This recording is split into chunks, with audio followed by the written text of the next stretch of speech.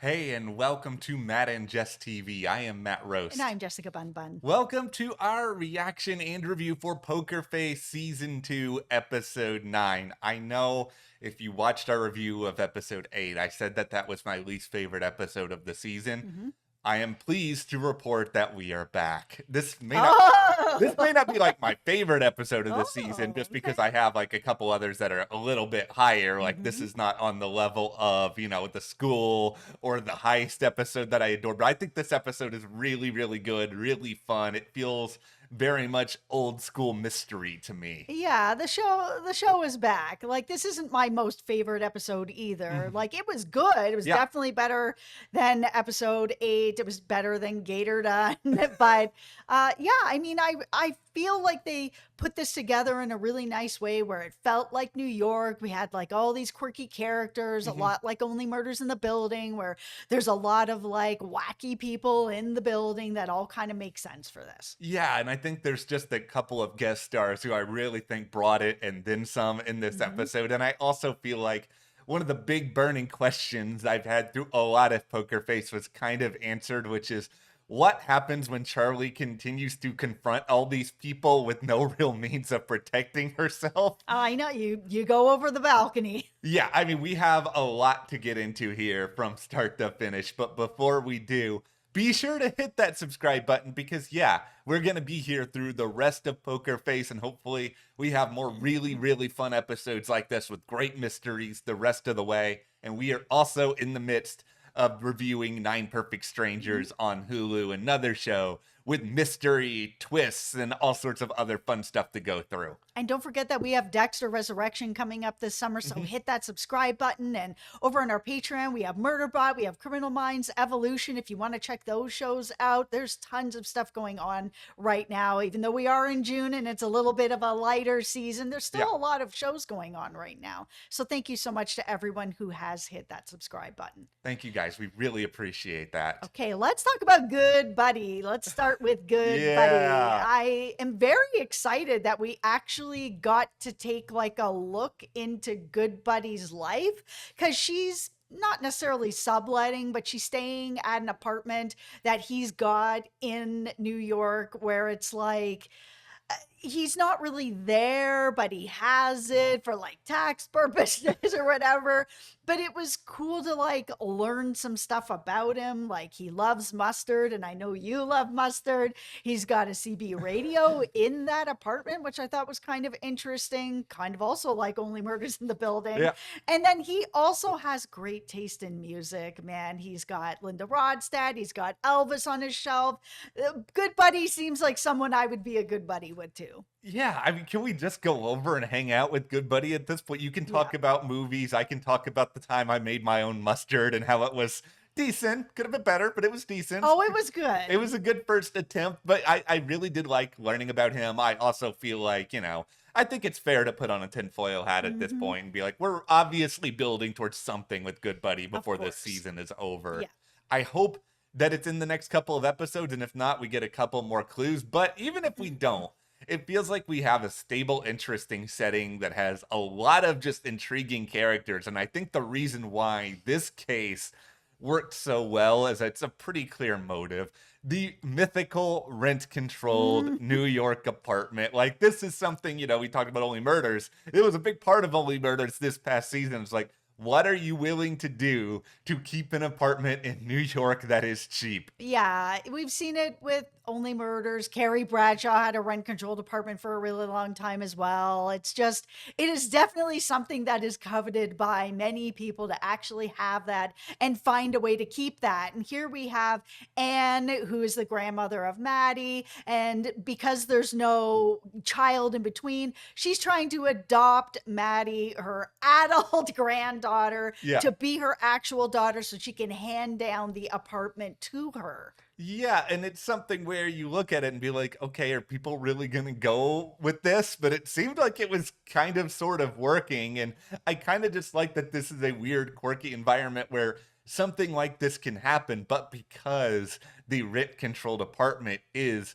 the holy grail, this is where we insert Kate, played by Alia Shawkat, who has been seemingly in just about everything over the past year in between The Old Man and Severance, and now, of course, this. Oh man, The Old Man, what a journey on that show. Season 1 so good, Yeah. season 2 so bad, but she was amazing. Yeah, she was amazing. And it just feels like she was really amazing on this episode, too, because Yes. I've seen her play a lot, even dating back to Arrested Development. Like, I've seen her play a lot of characters. I've never really seen her play somebody who is this nefarious, where we've had people who are the baddies on Poker Face before, but sometimes they just do an isolated act. Like, this is just a really bad person through and through who has just done a lot of terrible things. Yeah, I mean, she's also kind of in the con industry. We just saw an episode about Yeah. that, but she's conning her way into this relationship with Anne for the apartment and, trying to get out Maddie. But Maddie has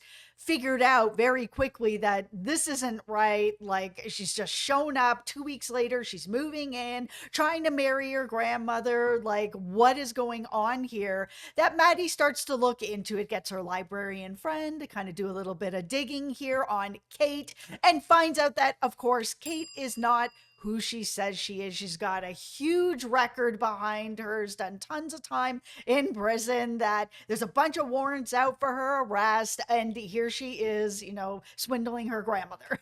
I knew something was off about Kate from the moment she ate that plum before she paid for it. It was just like, what are you doing? Who does this? I'm just gonna sit here and eat this without checking out. But no, there was a lot of research done, and of course, at that point, it's kind of getting easy for us to telegraph. Okay, something really bad here is gonna happen to Maddie. How is it gonna happen? I don't know if I've ever seen death by laundry happen in the way in which we got it here. Yeah, it was a very unique way that she set that whole thing up so that there would be like a chemical spill and that it would happen this way. Yeah, and it set up, I think, a really fun how did they do it mystery from there, because like the real charm of Poker Face to me, obviously, is just like, I want to see how Charlie figures it out, especially when they are cases that are very hard to decipher. And we had this in the school episode, and we had it here where it's like, okay, there's not a lot of people who are going to be experts on this particular method of offing someone. I really like the episodes where Charlie knows who it is and she's spending the time actually just trying to get evidence together and trying to figure it out. That's one of the reasons why that school I episode did know. work as well as it did, because she knew that Stephanie was doing this and Stephanie knew that she knew, but there was no way to prove it. And Yeah. it was the same here where Kate's just like, you got nothing on me. Like, good luck. This is where we introduce who, in my mind, the MVP of this episode is David Allen Greer as the landlord. When Charlie Oh, Otto. When Charlie goes to Otto to get information and she's trying to figure out if he did it, and he's basically like, I would have if I had known that was going on, and she's just like, well, you're telling the truth. I love that he admitted that if he knew what the grandmother and granddaughter were Yeah. planning to keep that apartment, that he was just like, yeah, I would have done it. It was so good. David Allen Greer's So delivery. funny. This is what happens when you have decades worth of like experience in this industry. It made Yeah. me laugh so hard, but it really also got to why this could have been a very tough case to figure out. I mean, obviously Charlie was able to figure out the perpetrator pretty quickly, but it's just like, these apartments are so coveted that it could have been all sorts of people. It could have been somebody who was trying to take out eventually both Kate and Maddie, who wasn't connected to them in the way that Kate was. Like, there was a lot of different ways like this could have gone. Yeah. And the fact that she didn't have any real witnesses. She had like, the guy at the convenience store at the fruit stand, and he wasn't able to recognize her face or put any faces to anybody, just what they bought. I mean, Yeah. there was so much circumstantial evidence around that Charlie really was stuck in this position that it had to be, I need her to actually try to kill me. Like, I don't have anything else. I do not have Yeah. enough. I'm not going to really be able to convince, her what's going on. Anna's not going to just believe my word for it. She's grieving the loss of her granddaughter. Yeah. I love that all of a sudden after that Anne was just like, nope, I'm done with this apartment. I was like, where are you going to go with that, Kate? Yeah, at that point, I really was like, okay, did Kate think all of this plan through? Because, Anne's kind of got a point. If you like are connecting everything in your apartment with somebody that you've lost, probably you don't want to live there anymore. Yeah, every time you go to the laundry, that's where your granddaughter died. Like, I feel like she was, yeah, no, she didn't account for this, and she should have. Yeah, this was a reckless plan from the start, even if she did a pretty, I don't want to say a good job trying to make sure she didn't get caught, but I kind of wonder, like, would she have gotten away with this if Charlie wasn't there? And I kind of feel like she would, because Otto just wanted to move right along and act like nothing had ever happened here. Kate would have absolutely gotten away with this. Like, this looked like an accident and Yeah. it was going to be deemed an accident. There was no way to really prove that it wasn't an accident. And in some ways, it was an accident, right? Like, Yeah. you've got it sitting on top of the washer is on, it falls. It looks like an accident, and it can be an accident. So I didn't know how Charlie was going to figure this one out, and like how to actually prove that Kate did this. Yeah, and I think it's amplified even more by the fact that you had Kate just actively going around and trying to convince other people not to talk. And this is also what makes That's so funny. it's what makes this whole setting in New York all the more effective for this episode, is that you already have a bunch of people who probably don't want to answer questions in the first place, because there's always a bunch of nosy people running around New York asking all these questions. I mean, in Only Murders, we saw this all the time. Absolutely. Constantly interrogating other people. So she doesn't have anybody who's really that willing to talk with her. They'd rather just get on their bike and get away as fast as possible. That whole scene with Kate and the librarian where she's threatening him and then just takes his picture off the wall and leaves with it. Yeah. So well done. This whole episode was a lot of fun. Yeah, I mean, okay, if I don't want to like ruin the party here, but like, But you're gonna. I'm gonna All try. right. Okay, it's just like, it's a little bit convenient that it's like, okay, she has assumed that she's gonna get pushed out the window and then she's gonna have the soft landing on the. It's like a lot of preparation for a maybe at the end of this. I'm willing to look past it, obviously, because I know this show's a little bit silly, but it was just like, okay. This show is ridiculous. Like, I didn't know that she had the landing put together. I should have kind of figured that out with how the relationship was coming together with her and the firefighter that was on another floor, the tap dancer that's Yeah. above her. And she does have a way of making friends with people to be able to kind of put together some of these favors. But I knew she was going over the balcony. Her just standing in front of the balcony, like, it was such a setup. Like, I think Charlie felt really confident that Kate was going to be so desperate that she was just going to take the plunge. She was just going to do it. I have a confession. Okay. I actually didn't see it coming when it happened Oh, in the yeah, I moment. did. And for a split, I wasn't like, is Charlie dead? But I was Oh, yeah, I just kind did. because, she's the star of Poker Face. But I was kind of like, did Charlie just break both of her legs? And is the rest of the season just going to be her just trying to recover while solving cases? Like, I kind of went down that road for just that like tiny split second that the show gave us. Yeah, like, I didn't think she was dead, but I felt like she was going over that balcony. The minute that I saw that she was up against the railing, leaning up against it the way she was, nothing behind her, I was like, you're going to confront a murderer and you're going to stand with your back up against this railing like this? Like, are you asking to be pushed over?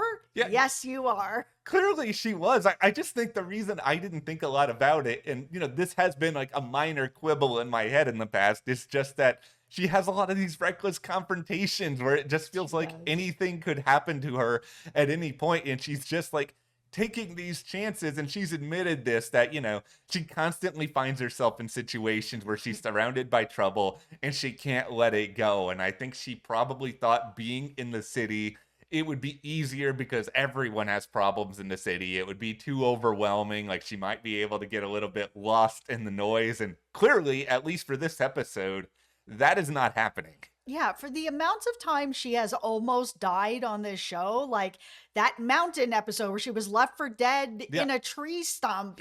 We've had everybody that's been chasing her down, and Beatrix trying to kill her. And that tree episode in particular, where she was left for dead in there, if it hadn't worked out the way that it had, she would be gone. And it hasn't actually affected her in any way that has stopped her Yeah. from confronting killers. And this is where I'm admittedly a little bit of two minds about this heading into the home stretch of this season, where there's a part of me that kind of yearns for a real evolution of Charlie, where she starts to kind of recognize more of these patterns and it's just sort of like, okay, should I really commit to not doing this at all? Or should I just be like, you know what? I'm actually going to commit to this in a real way by becoming like, I don't know, a private investigator or something where I can use my skills, but at the same time, I do just like Poker Face the way that it is, and it's not really a show that needs to change because I like watching it every week. Yeah, I'm fine with her not having any sort of change or evolution in her character that way. She is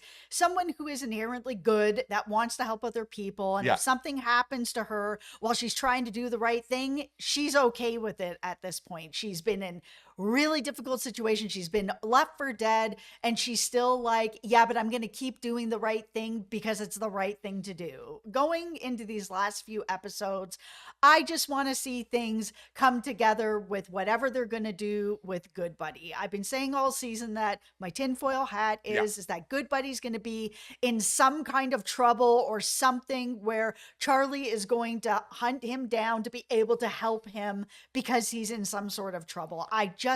I need the Steve Buscemi Natasha scenes. Yes, I really hope that it is a situation where maybe it's a two-parter at the end of this season because we obviously know the format of Poker Face very well at this point, and it's Mhm. fashioning itself off Columbo, off these old school crime whodunits. But at the same time, even those shows did two-parters sometimes. Like I always compare it to Psych. Psych did two-parters sometimes. I think it's okay to have like a little bit of a serialized element at the end because then you can resolve it. And then in that season 3, that very much we hope that's going to happen, you're going to have a lot of opportunities to then dive into this all over again. Yeah, you can be procedural and be like NCIS where you have Ziva come in for a couple episode arc and then move on to the next thing. Like, it'll be okay. Yes, just please, Buscemi, bless us with your presence Mm. before this season ends. But that is where we are coming out of Poker Face Season 2, Episode 9. This episode was a lot of fun.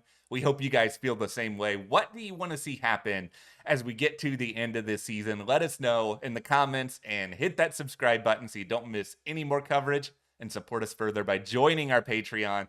That link is in the description. We are covering there exclusively Murderbot and Criminal Minds Evolution. Thank you so much. We'll see you here next time.